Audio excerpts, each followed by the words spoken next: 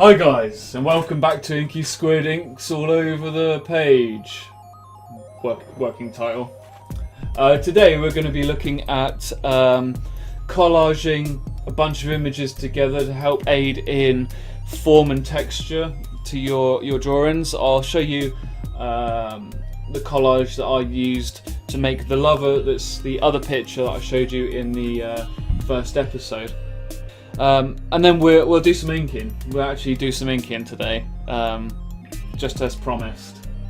And hopefully the DSLR will not play funny buggers and actually show you the detailed part of it. It's still fuzzy, isn't it? Hello. Hello. That's better.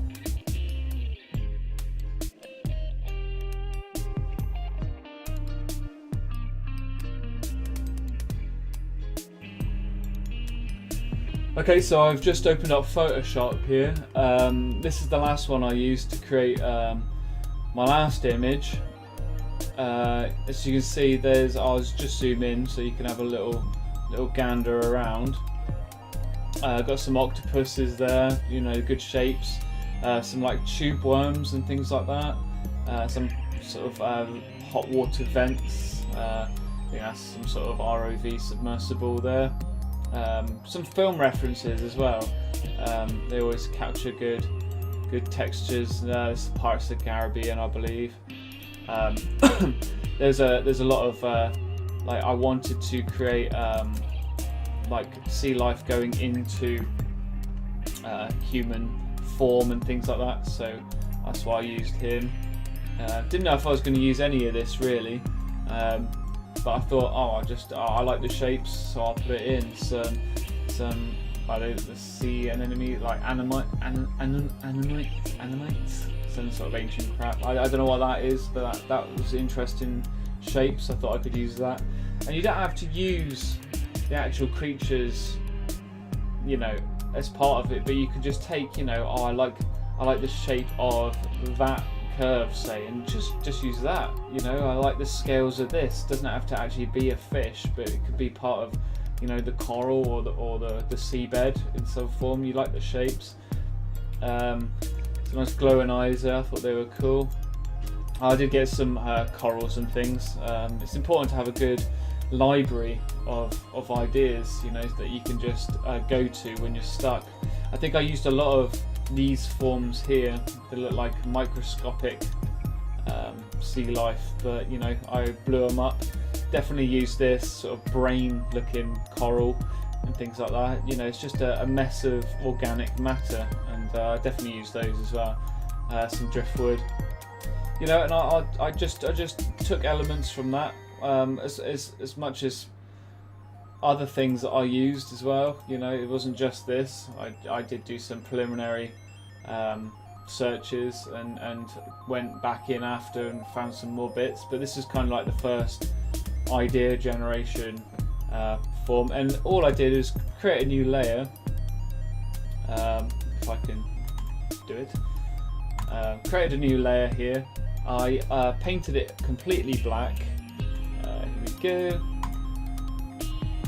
Painted it completely black, and then I turned it to a saturation layer, and it takes out all the colour, and then you can really find the textures and forms of everything. It's a lot easier to read, especially when you're inking, you know, black and white, to see all the definition and colours, highlights, form when it's all in black and white. It really is helpful. Especially this driftwood looks amazing in black and white, and these as well. And you can also mess about with just turning up the brightness and saturation. Oops, wrong layer matte. Nice. This is tutorial. You know, turning up the saturation and really making those lights and darks pop out at you. So that's what I did, and that's pretty much the best way to go about it, I would say. I did a picture a while back. Let's have a look. So I'll bring up my Instagram. Shameless plug. I did this one. It's the best resolution I could get, actually. My other one's at me Ma's house, and she won't let me have it back. But it's kind of like a, I don't know, just a squid king. I called it the Inky King or whatever. It was before Inky Squid came on the scene. But yeah, it's just sort of a squid man on the throne, not the toilet, but just on a throne in the sea. There's some shapes and pictures there and all that. If I can find it for you, I will do. Well, if I can get it off me mother, I'll do a high res version and show you this one. You know, but it's done a different way, and I used to do it like this. I bring that up. I actually made a collage of everything that I wanted it to be in the picture using general, you know, corals. I found that suit of armor from some medieval sci-fi king. I thought that was cool, like trident. That's just an octopus, but I just whacked it on his head, and you know, looks pretty cool. I think there were the sharks in the previous one. You know, I adapted it heavily for the final ink work. Like stairs going up to a temple or whatever it is. But you know, it gives you a general guide to work off of, and with this, you know, I think that it's a really good starter idea, just to collage some images together, shapes you like, and it definitely helps in producing your work. Right, I said I'd keep it brief, so let's get to some inking. So I'm not going to be doing basic stuff because there's plenty of that out there. But I thought the best thing to do was just to sort of go through what I'd actually do on the paper itself, which I find more interesting watching than just cross hatching all left, all right. You know, it's quite boring. So yeah, you can just check what I'm doing out, and I'll talk if necessary. But yeah, we'll just keep it quite free flowing. Okay, so we're going to be starting on this hand. This arm goes down into the seabed, so it's been taken over by corals and barnacles and strange sea life. The other hand that you can see out of focus is exposed. Half lazy to make a hand. So anyway, I'm going to take my ink out. I'm going to pop that right down below me. I'm going to take my tissue paper, whatever you want to call it, and I'm just going to place it by the side of my arm, just out of reach there. Just because I don't want to get my picture dirty when I'm drawing. I've cleaned my hands, but you never know what sort of greases and such like you're going to get doing this. So okay, what I probably should be doing right now is getting a different piece of paper, which I should do actually now. Just any old bit of paper, and just testing the ink. Now I haven't used this nib for quite some time, so I don't know if this nib is gonna work straight away, but I will attempt to start doing some now. You can see I've done some lines already, so I'm just going to go in and start inking. Now, I wouldn't say I was traditional by any stretch of the imagination. I'm doing lines all over the place, but I do want to create a sort of swirly texture instead of quite a patternized form.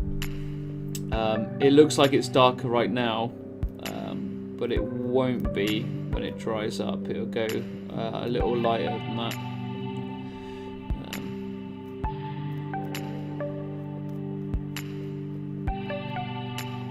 I've got to take note of where the light source is when I'm doing this as well, which is coming from below, so everything's got to be in the shade where it needs to be in the shade.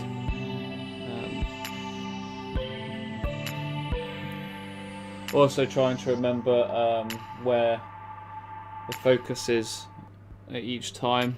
I wouldn't usually focus on one point like this. I'd usually dart around the image, but for the sake of time and moving the camera, I'm going to just leave it put for the moment, and just crack on. So I might speed this up. So I'll catch you guys in a little bit.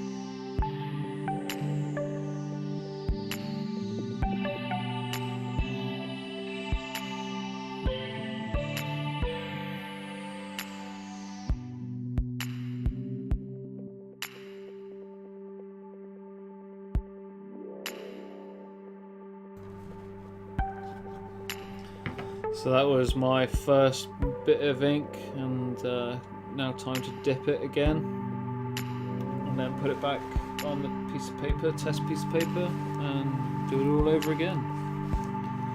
It's a good time to just look back and assess what you've done. Sometimes you can get quite fixated on one specific space and it doesn't look right overall.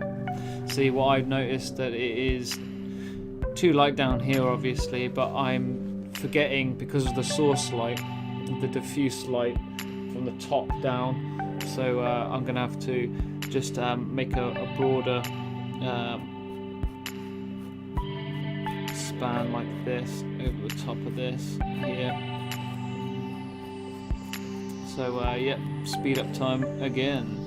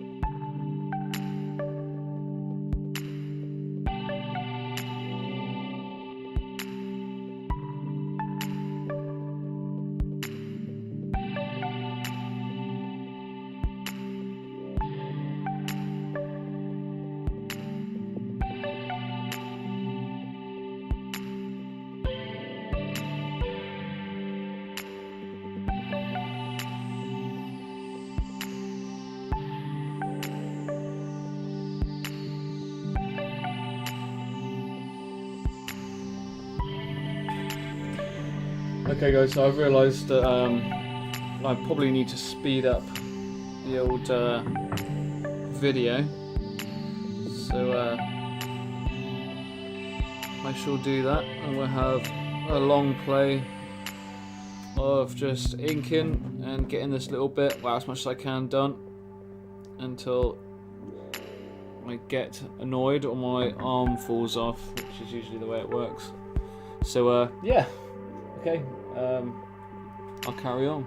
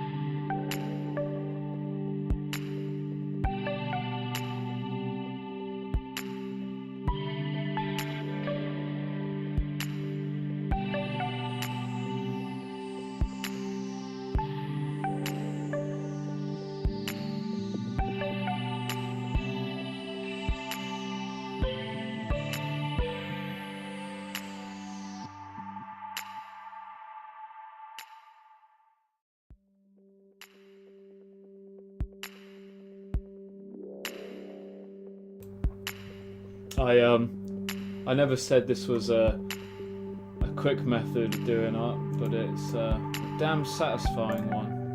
I'm just going to play some music. Got bored all of a sudden.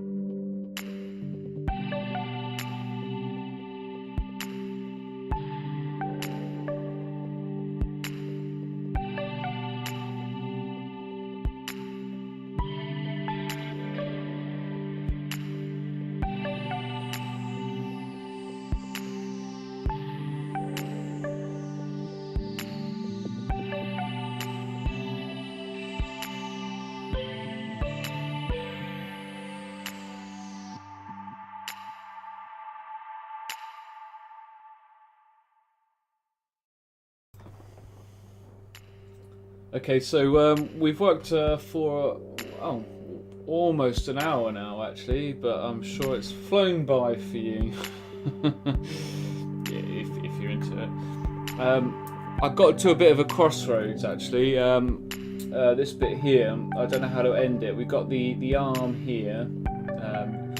You'll be able to see it a lot better when it's all completed, but obviously I've done the beads, the hand here, a bit of the forearm, and it goes down into the corals, the ink, not ink, corals, and the just sea life in general, really. I've done a few branches of seaweed, coral, and things like that. But I'm struggling a bit here, so I've just referenced my my collage from my previous picture, and I'm just gonna go back in with the pencil and just sketch out a few little items that I just want to include, just rough shapes of things I want to include in it. It's all going to be very black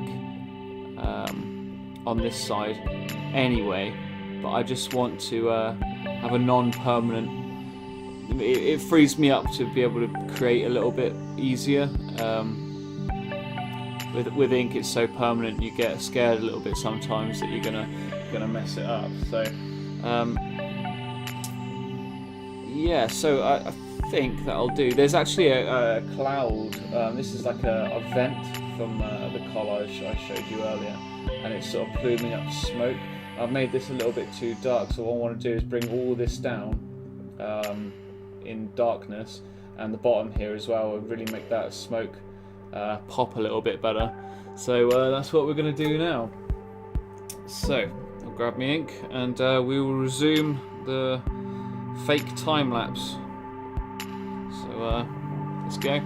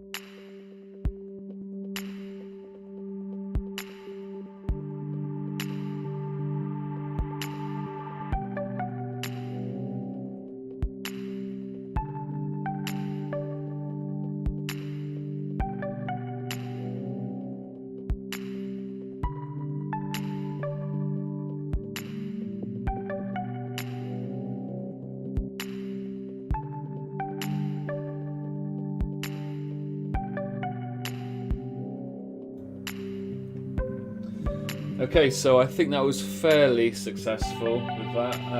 What I'll do now is just finish up what I had in mind, which is this area, and then we'll call it a day.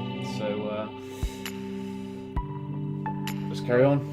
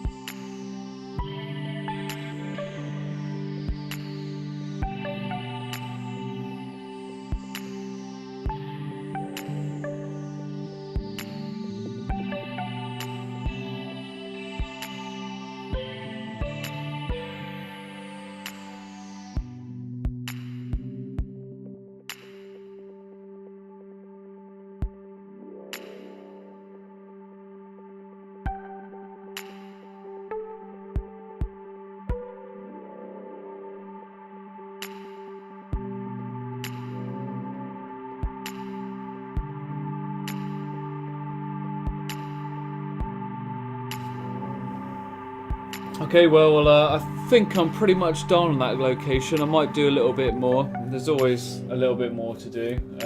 It's knowing when to stop and just accept it for what it is. It can be overworked, and then you end up ruining it.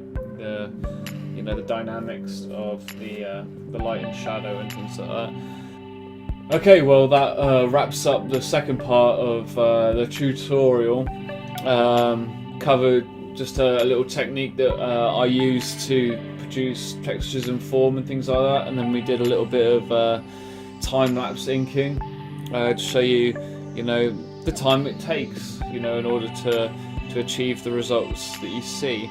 I'd love to know what you guys do out there, so if you'd like to tag me in some of your pictures on Instagram at InkySquid87. I'd love to see them, and I'll give you some feedback for them. Take it easy, guys, and I'll be back promptly with part 3. So I've gotten in the zone now. So yeah, you should expect to see more of these very soon. Okay, take care, guys. See you soon.